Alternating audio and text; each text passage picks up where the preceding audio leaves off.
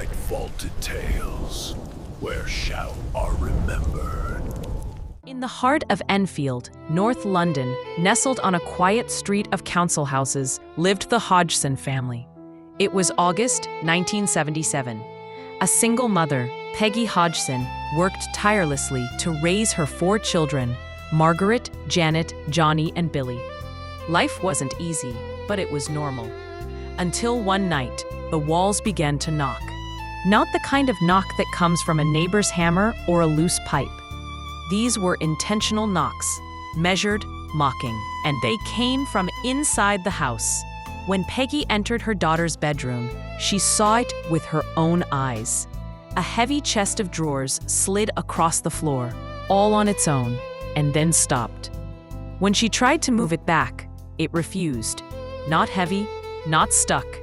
Something was pushing back. In the following days, the strange occurrences grew. Beds shook violently in the night. Toys hurled themselves across the room. The family dog barked endlessly at corners of the home, barking at nothing, or something no one else could see. But the most chilling change came from 11-year-old Janet. She began to speak in voices. One voice was deep, male, growling. Nothing like the girl they knew. She'd say things she didn't understand, threaten her own mother. And then she'd scream. The voice claimed to be Bill Wilkins, an old man who had died in the house years earlier. And when investigators looked into it, they found the story was true. A man named Bill Wilkins had lived and died in that very living room. Alone, angry, Peggy, now terrified, called the police. Not once, but multiple times. One responding officer witnessed a chair move across the kitchen floor, with no one near it. She filed a report, a real, written statement. She admitted something was very wrong here, but it was beyond police capability. And that's when the house gained attention. From journalists, from paranormal investigators, from skeptics, and from those who knew evil didn't always wear a mask. The Daily Mirror sent a photographer to the house. Within minutes, he was hit in the face by a flying Lego brick. It was thrown with such force, it left a deep mark. The family wasn't alone anymore. 2 investigators, Maurice Gross and Guy Lyon Playfair, arrived from the Society for Psychical Research.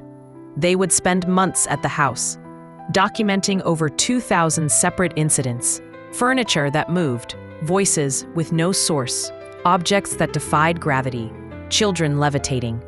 One investigator caught Janet levitating across her bedroom on camera. And yet, skeptics still insisted it was a hoax. But the investigators, they weren't so sure, because they were there, and they felt something too. As weeks turned to months, the haunting focused on Janet. She was thrown from her bed, teleported between rooms.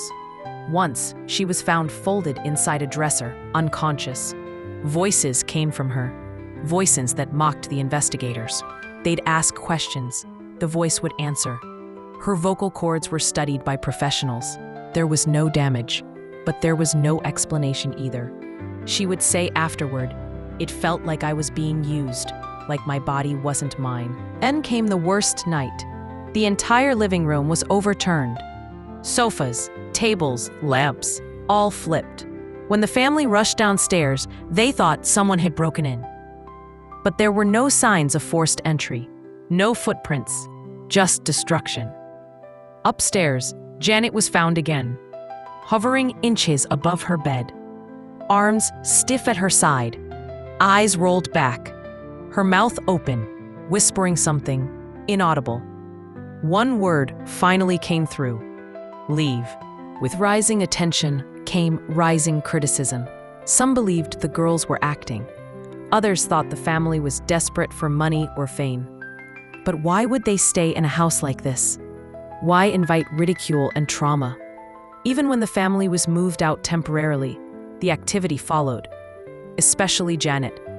And when they finally returned home, it all began again.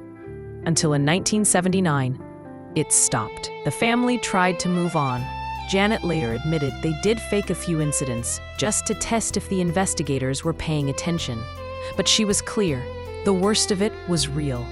Too real. She said, "I felt used, watched like a doll for something else to control. Investigators stand divided to this day. Skeptics cling to logic. Believers point to photographs, audio tapes, and the raw terror in the voices of those involved. What's left is a story that refuses to die, a house that became a conduit, and a girl who became its voice. Today, 284 Green Street still stands. New families have lived there, and while some report nothing unusual, others have said, the house still feels off. Cold, watching, listening. The Enfield Poltergeist remains one of the most documented hauntings in history.